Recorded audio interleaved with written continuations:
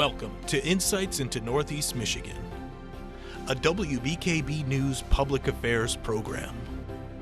Insights deals with the issues affecting those within the community, as well as Northeast Michigan and the state. And now, Insights into Northeast Michigan. Welcome to Insights. I'm Sherry Stewart. Educators, students, and parents will soon breathe a sigh of relief as we get closer to the end of a challenging school year. But the work won't end on the last day of class. Michigan is facing an educator shortage. Joining me to talk about the challenges and possible solutions is Paula Herbart, president of the Michigan Education Association. So Paula, I want to thank you for spending time with us today to talk about this crucial issue that we're facing in the state. We're going to get into specifics, of course, but right now can you just paint a big picture of what our education system is looking like in the state of Michigan? Well, you know, we've come off of a very long and hard year for the entire community of schools, right? Educators in the classroom, education support professionals, more importantly, students and their families. You know, this has been a hard year with the pandemic, but everyone has come together in every way that they can to ensure that our students, regardless of whether they were full-time face-to-face or whether they were part-time face-to-face and sometimes in remote learning, when the shutdown happened between Thanksgiving and December and everyone was back to almost full remote learning, everyone rallying together to do what was best for the health and safety of our students and our educators. And so I can tell you that in many ways, this school year cannot end quickly enough. People are tired.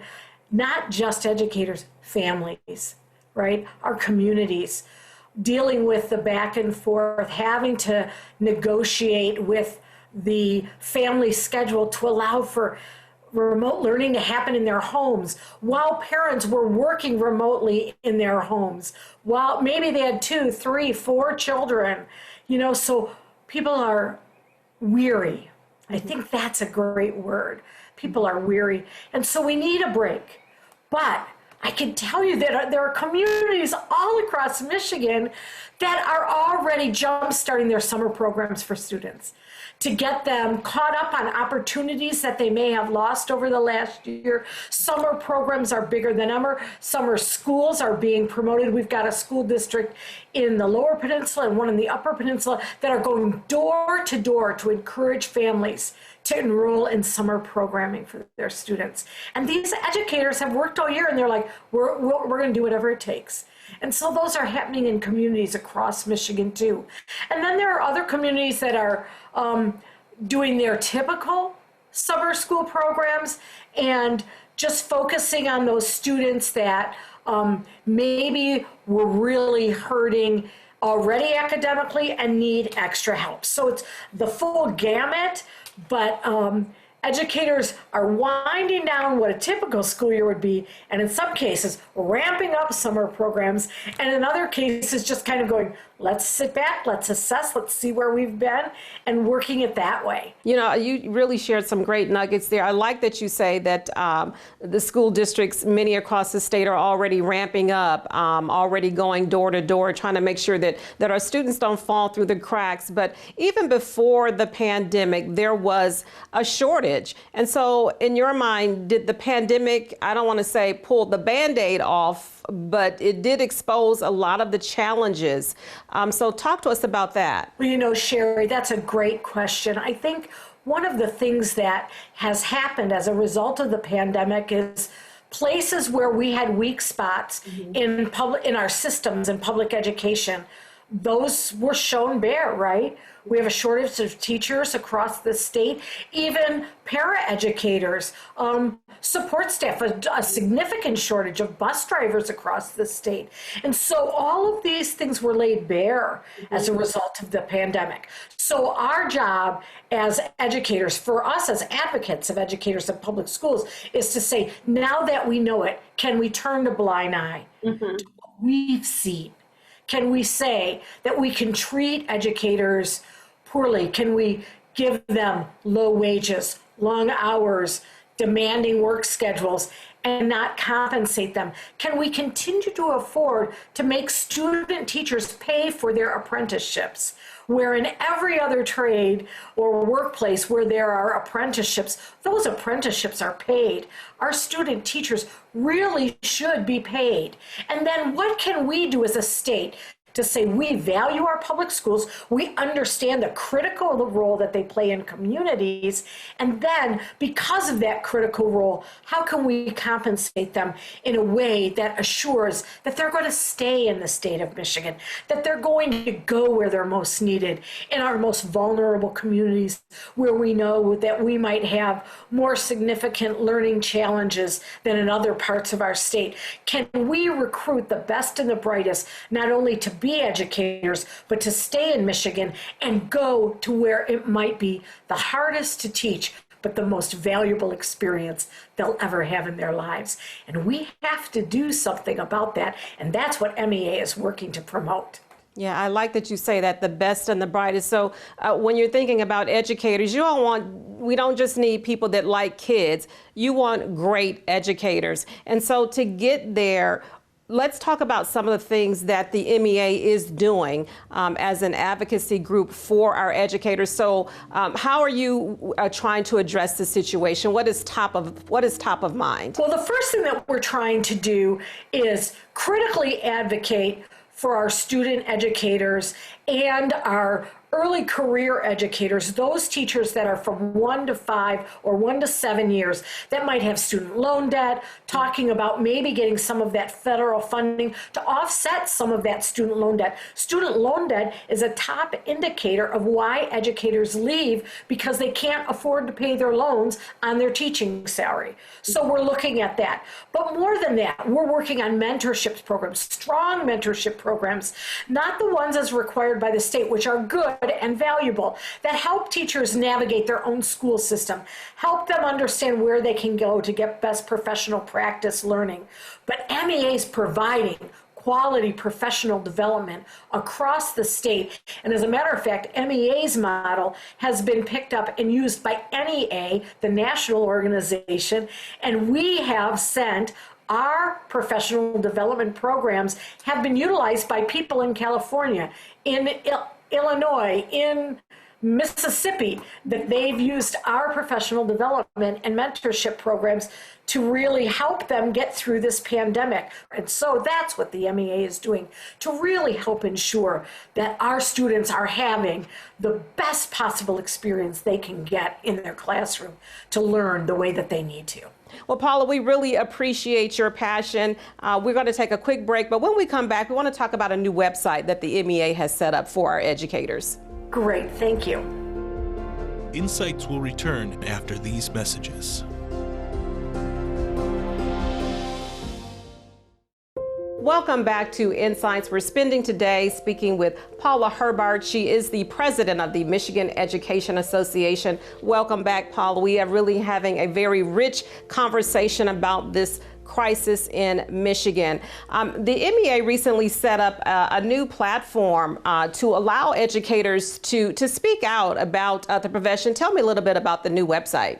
Well, one of the things that we're encouraging our educators to do is to come onto the website and record some of the things that would make it more helpful for teachers in the classroom to have their voices heard, to talk about the struggles that they've been through, the struggles that their students have, and the way that communities can help support educators in the classroom fulfill that promise of a quality public education for all students.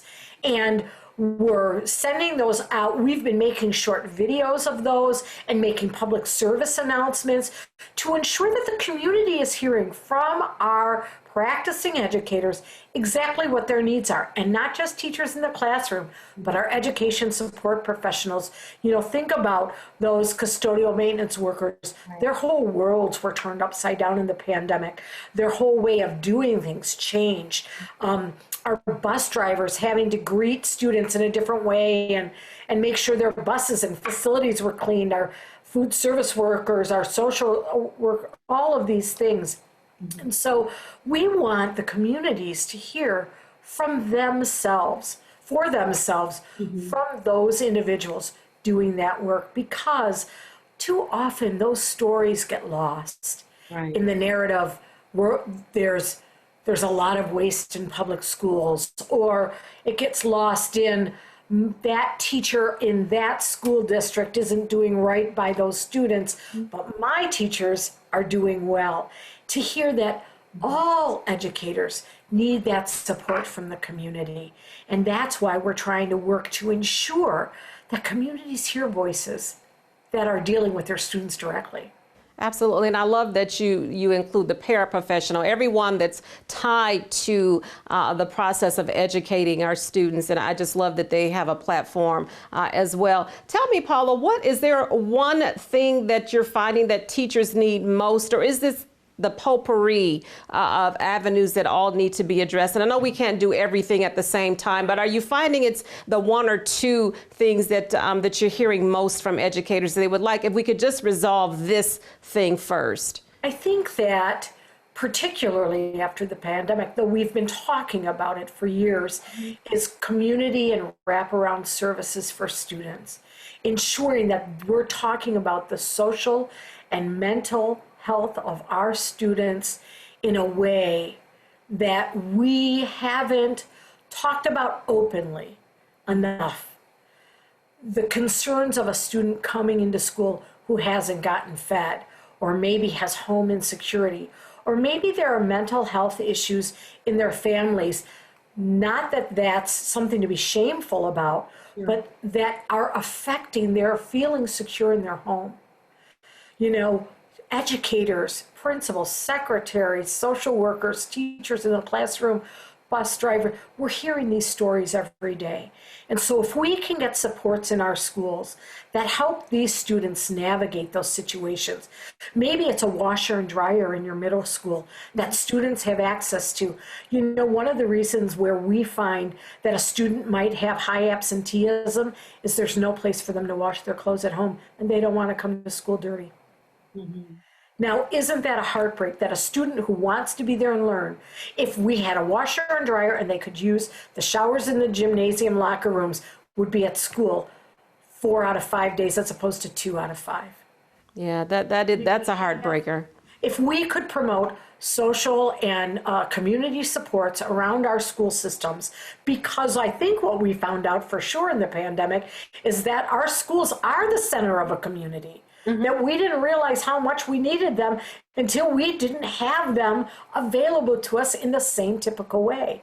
And so that I would say that supporting their social and emotional well-being for students and educators is critical coming into the fall. And so let's talk about the fall for a minute. We know that the state of Michigan is in another couple of weeks or so, we're getting ready to fully open. But what are we planning for the fall? Do you have plans in place? Will things look different? What are you anticipating? Well, I'm anticipating that we'll be coming back with some of the safety protocols that we've had during the pandemic. I believe that there'll be between 85 and 95% of our students back 100% full-time face-to-face school learning. There will be some remote learning, but I believe that it will be navigated and negotiated locally, which is the best way to do it. Communities having input, educators at the local level, listening to their school boards, their communities, and deciding, did that one day off a week benefit them? Is that something that maybe the schools want to do for a long time? You know, a lot of schools went to a block style learning where half of the students came Monday, Wednesday, Friday, and others came Tuesday, Thursday, and they flip-flop the next week. Will they continue that in the fall? They might. So it's really going to be determined, I think, for the fall. But I don't think that traditional public schools as we knew them pre-pandemic will disappear completely.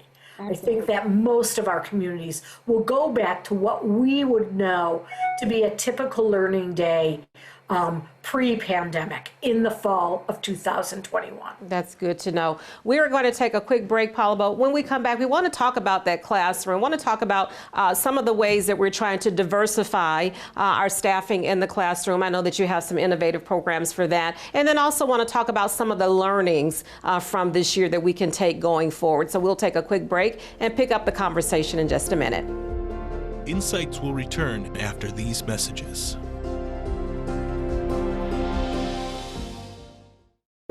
Welcome back to Insights. We're continuing our conversation today with Paula Herbart, president of the Michigan Education Association. And Paula, in the time that we have remaining, I know we've obviously been talking about the educator shortage, but you do have some innovative programs to try to diversify staffing in the classroom. Tell me a little bit about that. So one of the things that we've been advocating with, along with the American Federation of Teachers of Michigan, is that we really need our teachers and our membership to look like our classrooms. And right now they don't. By and large, educators are people who are white.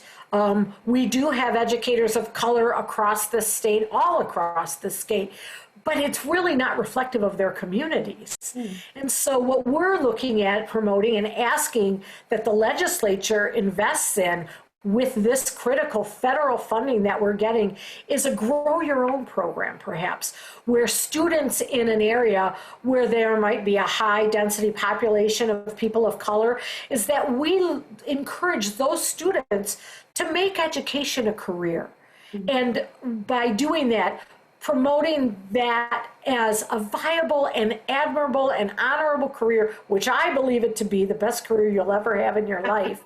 And then to have them think about what kind of teacher they would have wanted to see in front of them and say, and you can be that for another student. And by that, then having that community sponsor them, or having the federal government or the state government help pay their way through college to become an educator, stay in the community, and go back and teach in their home district where they know that they would have loved to have seen more educators that looked like them, were reflective of them, than seeing, the teachers that they had who they valued. But a career, when you can connect with somebody about, I went to this school, I know this community, I know the street you walk on, I know the place where you buy your groceries, because that's what I did. That's helpful for students. And to be frank, I mean, it really is what I did. I went to the University of Michigan, got my teaching certificate, and went back very close to the community where I grew up and where I had close ties. And it was meaningful to those families to say, oh, I remember Miss Salerno's mother or father or whomever. And when we can make those connections, particularly people in communities where they might have a strong ethnic tie, if they have those kinds of traditional understandings of what that community celebrates, what they do, then we can support and lift up those celebrations, lift up those stories, ensure that we are giving them everything that they need to be successful, honoring their heritages, making sure that we respect and ensure that all of the diversity that makes this state so great is ensured by showing students educators that look like them. It's powerful. Sounds like a fantastic proposal or plan that we hope to execute. Well, tell me this, Paula. We've all learned some things. We've all lost some things throughout this pandemic. We've now certainly realized that our schools are a center point in our community. But what are some of the other learnings? I think one of the other things that is so important for us to take away from this is how much we rely on one another, and how much educators rely on their students for their fulfillment in their role. So many teachers missed their constant face-to-face interactions with students. Their social and emotional needs were suffering when they couldn't touch a child's shoulder or see their faces without a mask on. But more importantly, that educators we're losing them, and we have to find out why as a state. And it isn't because our schools are terrible, and it isn't because children are terrible or students are terrible. It's because the workload and the rigor and the stress that's put on educators in the classroom can be overwhelming at times. And we need to find out why that happens, and we need to work to address that. Is it class size? Is it better wages? You know, look at all the teachers that have gone into teaching and having their wages be what they weren't a deterrent from them wanting to do it. But those educators who have seen that their voices haven't been heard in the policy making, I think that is something that has really been also shown a bright light on during the pandemic, is ask a teacher what they need for their classrooms. That's what our program, Listen to Me, Listen to an Educator, is all about, Sherry, is so that those families can hear from the teachers themselves why they do it, but what they need to be successful and how they can ensure that there's somebody to come up behind them. Because if there isn't, what will happen? There will be children in the state of Michigan for years and years to come. We don't have one child to spare. So we need every teacher that wants to be a teacher to get back in the classroom. And we need every student who looks at their favorite teacher and says, I want to be that, not to be discouraged, not to be told, you don't want to do that, you can't make a living at it, it's too hard. No, we need to say, you're right, it's the noblest of professions, you should do that. And as a family, we would be proud to have an educator in our family. We need to continue to say that and believe it and mean it, and then show it to those people who are in those jobs by valuing their voice and valuing their expertise. Absolutely. Well, I think there's nothing else to say there. We're going to have to leave it there. Always good chatting with you, Paula, about what the MEA is doing, advocating for our crucial workforce, our educators in the state of Michigan. So just wonderful talking with you today. Thank you so much. Thank you, Sherry. Well, that's all we have for you today. If you have a question, comment, or story idea, we'd love to hear from you. You can email us at news@wbkb11.com. I'm Sherry Stewart. Thank you again for watching, and have a great week. Insights into Northeast Michigan is produced by WBKB News. This has been a production of Thunder Bay Broadcasting Corporation. All rights reserved.